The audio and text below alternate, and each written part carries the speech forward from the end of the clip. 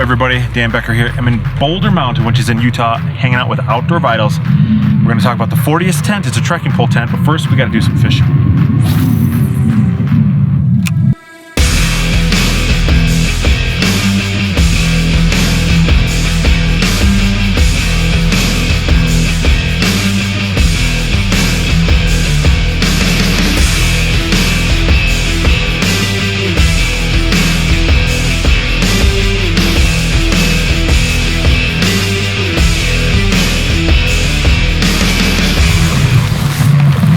What'd you catch? Is that a minnow you caught? Hey, bro. That's pretty. Hey, do you want like the baby net to get them? It's easier to get those little guys. Did you baby net catch that mountain air? All right. Or are you still huffing and puffing, huh? Okay, I had a Rapala. It's a lure. It was a countdown, and I've never trout fished like this in the mountains. No idea what I'm doing out here. Okay, I don't catch these kind of fish. So now I got a worm on. That's just like the classic catch-all. We're gonna catch something. We're gonna catch something. What do we got, baby? Duh, it was on the worm. Of course it was on the worm. Of course it is. There it is, baby. Nice. Like I said, how long was that? Like literally less than 30 seconds. Less than 30 seconds. I mean, I have been asked to turn this into a fishing channel, I know. It's possible. We might do that based on just the fact that I'm a sort of... What's the matter, Tayson? Are you okay? You okay? You did a good job reeling it in. Yeah. Even though I baited it and casted it out for you. Okay, hold on to your own fish. He's afraid of it. 1-to-1, baby. It is 1-to-1. Really worth it. Tayson, the lake's the opposite way. Lake's over here, Tayson. Well, my hook is over here, Dan. That's the problem. I hope you see. These guys are all too busy fly fishing to teach me how to fly fish, so might just have to pick up my rod again, my spinner rod. Yeah, so Tayson obviously, first of all, can't decide which pole he's going to use. And he also is constantly getting tangled up. I think he probably needs a break. So I think we should let him show us the new 40th tent that he's invented. Tayson! Yo. Why don't you show us that tent, that trekking pole tent? What do you think? Yeah, let's do it. All right, let's do it. What is this shirt? The altitude. The altitude shirt. These are literally the only two in existence. Like nobody else has one of these. Hey man, what's going on, buddy? Has one of these shirts but us. Totally exclusive. So anyway, this is Tayson, Outdoor Vitals, owner, operator, CEO, chairman of the board. Why is that funny? Because you're choking on. Let's get you some water, dude. Yeah, I'm gonna get us some water. I burped. You don't want to know what happened after that. Hold for water. Really quick, before we get into the specs on the tent with Tayson, I want to tell you how we got some of those really cool shots at the beginning of the video. You may have already seen them. And it's by the sponsor of today's video, Insta360, and their brand new camera, the Insta360 One RS. It looks like an action camera. It records like an action camera, but it is way more than an action camera. This is the brand of camera that I've actually been using the past couple of years, and I've gotten many shots over the years with this camera. This can actually act like your own personal cameraman by almost looking like a mini drone as you are hiking. It will literally follow you. It will go above you. It'll go around you. You can get all really great, cool shots with this camera. And what's really cool about this particular camera is that it's got a really cool interchangeable design. It's actually two cameras in one. There's a 4K and a 360 lens. It has a 1-inch image sensor, which is actually bigger than the GoPro Hero 10 and definitely gets way better low light capabilities. 6K widescreen cinematic filming, and the 360 lens gets 5.7K. So it actually comes with this selfie stick here that goes invisible, so that when you hold it out in front of you, the stick actually disappears and it literally looks like you have a cameraman or like a mini drone following you. And all of the video that you take with this camera can actually be edited in the app on your phone. That's how we edited all this. We didn't even edit it in any professional like editing software. It was literally done on our phone and then just exported into the software. Oh, but that's not all the video that you can get out of this camera. Check out this footage we got racing Tayson's Razor through the desert. So click the link in the description below. This camera is actually on sale through August 18th. It's a 10% discount and comes with a free battery. All right, Emmett, I think that's enough for this. What do you say we get back to the 40th tent? Let's do it. Let's do it. We're all watered up. So, you ready for this? Yeah, I want to see this thing. So I slept in this once. Well, I slept in like this is like the end result, right? Right. Yeah. Right. So I slept in one of the original prototypes, I think, right? Back in October. Mm-hmm. Yeah, yeah. Tell me about the setup process. What this is like. I'm curious. To set this piece up, yeah, pretty quick. What I typically do is I stake out the 4 corners loosely and just get the poles in there, pull out these 2 sides, and then I just slowly go around and snug them up until you get a really good pitch. But okay. And this is a trekking pole tent. You want to explain a trekking pole tent? What's a trekking? What is a trekking? Well, for those few people that may not know what a trekking pole tent is. All right, trekking pole tent, Dan uses trekking poles to pitch it, right? So you can see the handles up here. There's no tent poles. No tent poles. There's nothing else you're carrying. You're just hiking all day with your trekking poles, and then you use them to pitch your tent at night. What if I don't hike with trekking poles? What happens then? Yeah, if you don't hike with trekking poles, first thing I'm going to say is start hiking with trekking poles. The next thing I'm going to say is I totally agree with that. We will eventually have a carbon fiber pole that we'll be able to put in there. So. Oh, really? So that'll be an add-on or something that we can get. So carbon fiber because a weight, yeah. Okay. It's all about being as light as possible. I've been curious the design of the tent. So why you have one trekking pole up and one trekking pole a little bit lower? Yeah, I'd say that kind of boils into the whole project, which is the project as a whole. We started by making it as light and minimal as possible, and then going and putting a lot of nights in this thing in the field, and then adding back the things that we felt like were really needed. So one of them was we had an offset pole structure to reduce weight, right? If we have 2 heights up here, it's just more weight, more fabric, etc. So by offsetting these, it reduced some weight. But over time, we actually did extend that up. So they are still offset, but there's ample amount of headroom in there just from what we added back. I forgot a pad strap for the quilt. I only brought pad straps for Emmett. And so Narissa, who's here with us, had an extra pad strap. So her good friend here is bringing me a pad strap.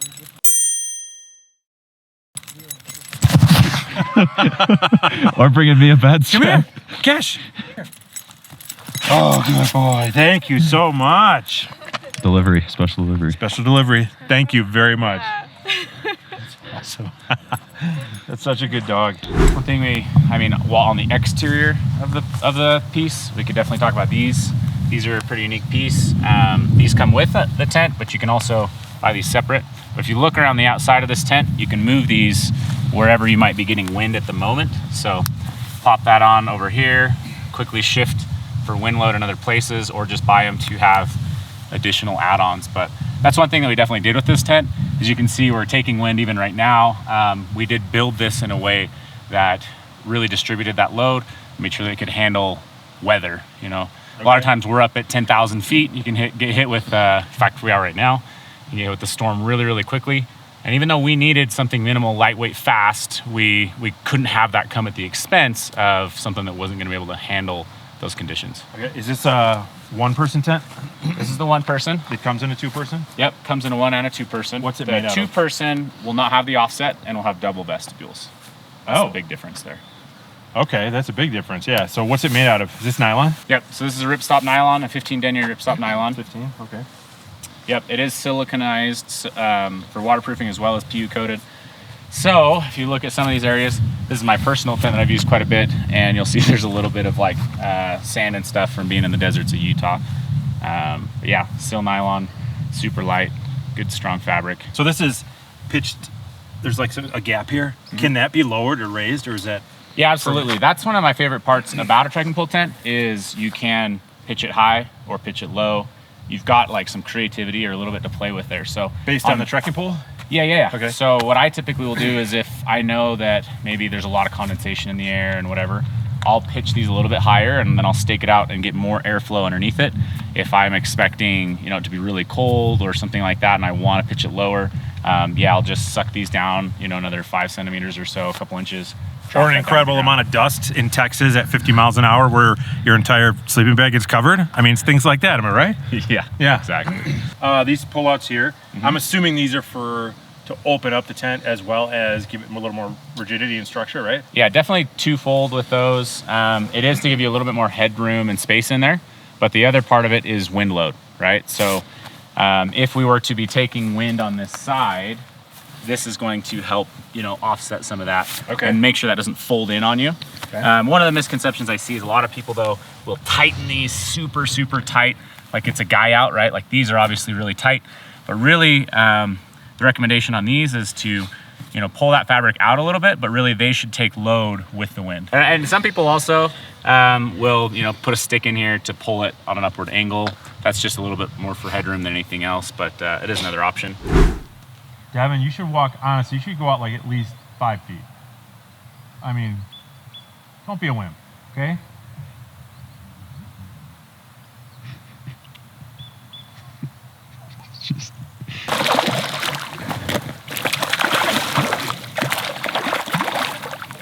That guy. Wow. What is that, a tiger? Yeah. Yeah. Hold on this way. Just a little bit more. On the doors here, you've got like this here. What is this for? Is this so that when you open the door, you still have the ability So you've got to... this, and then you can unclip this section if you'd like. Okay. And then use this to still, you know, retain the tent. So you can peel back both sides of the tent. Oh, that's cool. Here, let's show that actually. And then the 2-person tent would have one on the other side, right? Yep. So you could just like... You could have it clean. Like, through. yeah, clean open. Is this a single wall tent, right? Yes, Okay. yes. So I would say one of the big things with these that is really important to people is ventilation, right? So if we peel that back, one of the biggest benefits you'll see a big mesh wall panel over on that other side. And then that vestibule does not hug the ground as tight. So that creates really good airflow coming through the tent. And then also on each end, there is mesh basically where that comes down. There's mesh between that and the bathtub floor. So creates a lot of breathability in here. Big question that all the super ultralight nerds out there are gonna wanna know. How heavy is the tent? The 1-person, I believe, is 25.5. We'll call it 26 for the sake of this video. Okay. But again, what we did is we pulled it back. You know, there might be a couple of tents out there that are like 1 or 2 ounces lighter. What you get with this tent though is a lot more storm worthiness and just the little things such as on each one of these points. When it's mission critical to have a stake in the ground for the tent to function, having something this long, I believe these are 18 inches long, I can stick that stake anywhere in here, right, and secure this tent down. So something like this is gonna get trimmed off of some of the other ultralight pieces out there. But again, in the field testing, that's where we really shined with this. Also, we didn't taper this. As we were out in the field, we found that you know, tapering one end of it, while that sounds good and reduces weight, you can never get like your vestibule on the exact side you want to have your head uphill and your feet, you know, that type of thing. And so we actually ended up taking that taper out. So there's no official head end on this tent. You can have it. Okay, that's cool. Yep. That is super cool. I'm not gonna lie. Yeah, so that's really nice. And then if you will notice too, these poles do cant out just a hair. So when you're in there, you even have more elbow room and whatnot to move around and function.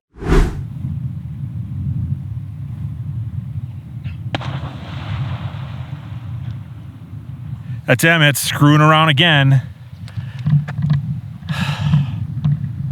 Honestly. Okay, so the floor of the tent it's a true rectangle, right? Yep. Okay.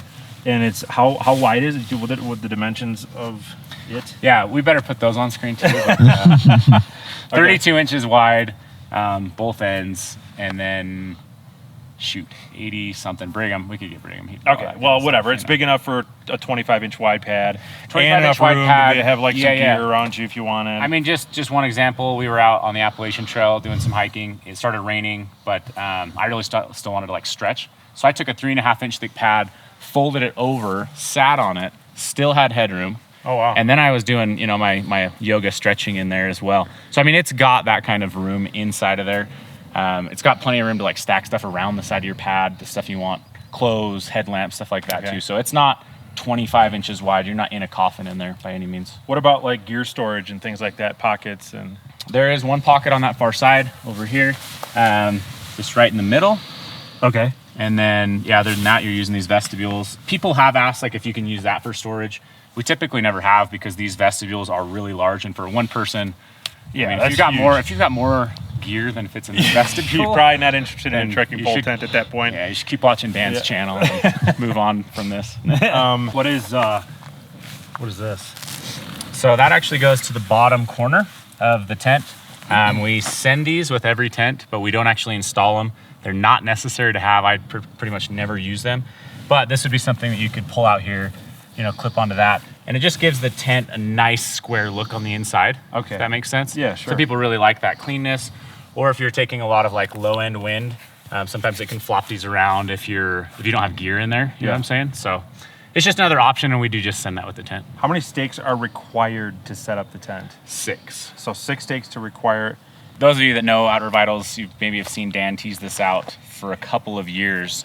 So in those couple of years, I've pretty much been exclusively using this tent, as well as our main designer and other members of our team. And I mean, from the deserts to high country, basins, you know, all over, out in the Appalachian Trail, up in Seattle, we've taken it across the country for a couple of years now. And with that being said, we've never had issues pitching it, never had any issues using it, which I feel like is a concern some people have. They think that freestanding tent just makes it so they can pitch it everywhere.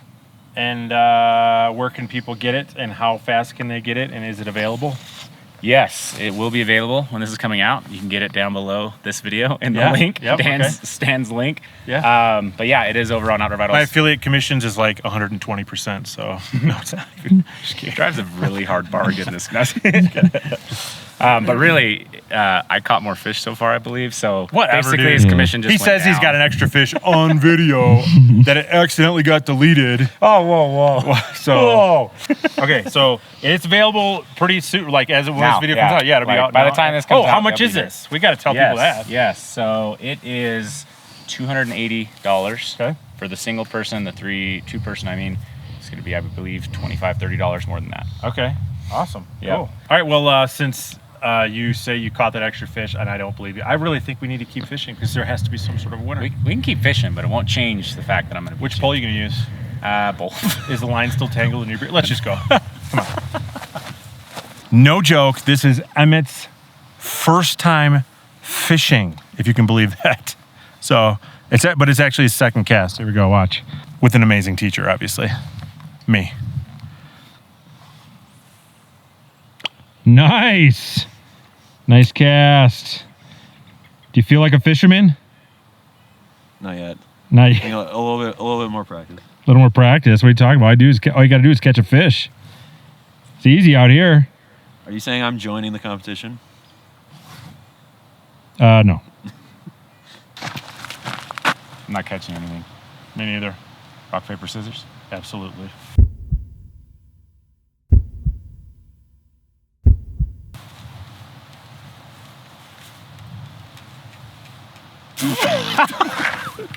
You did. You're supposed to go 3 times, dude. 3 times. This is why you're a cheater. You did a stutter, dude. Competition's over. We'll see you on the next one.